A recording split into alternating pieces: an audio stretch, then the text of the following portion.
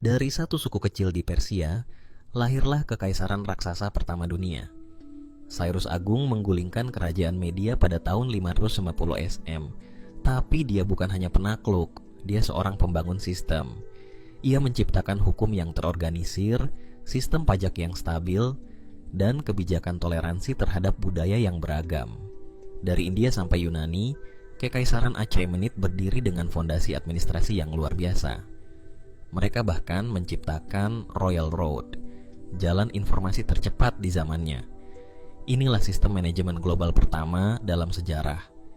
Dan ini membuktikan bahwa kekuasaan yang menghargai keberagaman bisa bertahan jauh lebih lama. Dia penakluk, tapi malah dikenang sebagai pembebas. Cyrus menaklukkan Babilonia tanpa setetes darah pun. Bukan karena lemah, tapi karena dia menghormati rakyat lokal.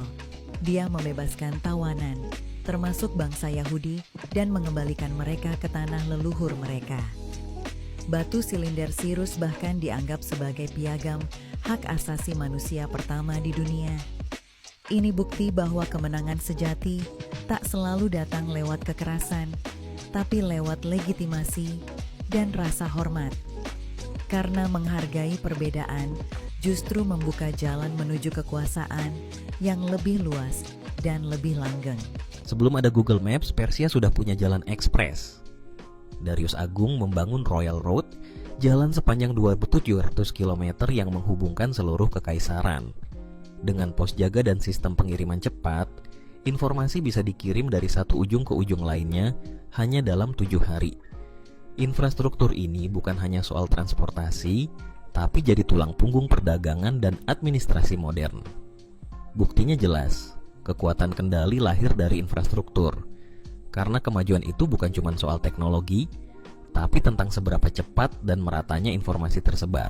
Ribuan tentara Persia dihentikan oleh pasukan kecil di Thermopylae.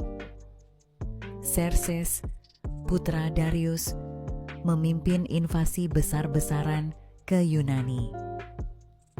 Namun, taktik bertahan Sparta di celah sempit Thermopylae ditambah kekuatan laut Yunani di Salamis berhasil menghalau kemajuan Persia.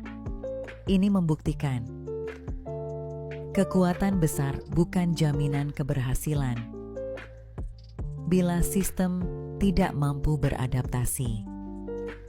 Kadang, strategi kecil yang tepat bisa mengubah segalanya. Dan keunggulan jumlah tak berarti apa-apa tanpa kemampuan berpikir fleksibel. Bayangkan istana seluas lapangan bola, terbuat dari marmer dan dihiasi emas. Itulah Persepolis, dibangun oleh Darius dan Xerxes sebagai pusat administratif dan tempat upacara agung Kekaisaran Persia. Bangunan ini bukan sekadar megah, tapi mencerminkan sistem penghormatan terhadap 23 provinsi kekaisaran. Setiap bangsa datang membawa persembahan dengan pakaian dan tradisi mereka sendiri. Persepolis jadi simbol arsitektur yang merangkul harmoni politik, karena kadang kekuasaan yang kokoh justru dibangun lewat kekuatan budaya visual. Sebelum agama-agama besar dikenal, Persia kuno sudah bicara tentang cahaya dan kegelapan. Zoroastrianisme mengajarkan pertarungan abadi antara Ahura Mazda, sang kebaikan, dan Angra Mainyu, kekuatan jahat. Ini bukan hanya kepercayaan, tapi juga dasar nilai dalam pemerintahan Persia kuno. Gagasan tentang surga, neraka, dan pengadilan akhir, itu semua muncul jauh sebelum masa Nabi Ibrahim. Dan dari situ kita bisa lihat, kadang keyakinan menjadi pondasi sistem negara, membentuk arah berpikir dan etika publik hingga hari ini. Seluruh Persia ditaklukkan oleh pria berusia 20-an. Alexander dari Makedonia mengalahkan kekaisaran Persia hanya dalam hitungan tahun. Tapi yang menarik, dia tidak menghancurkannya, dia mengadopsinya. Alexander mengenakan pakaian Persia, menikah dengan putri bangsawan, dan mengadopsi banyak nilai serta sistem administrasi Persia. Ini bukti bahwa sistem yang kuat bisa tetap hidup bahkan ketika penguasanya berubah. Penaklukan sejati kadang bukan tentang menghancurkan, tapi menyerap dan meneruskan. Saat Roma sibuk dengan perang saudara, Persia justru bangkit.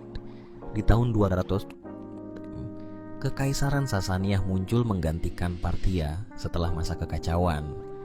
Mereka memperkuat sentralisasi kekuasaan, memperkuat budaya nasional, dan menjadikan Zoroastrianisme sebagai identitas religius utama.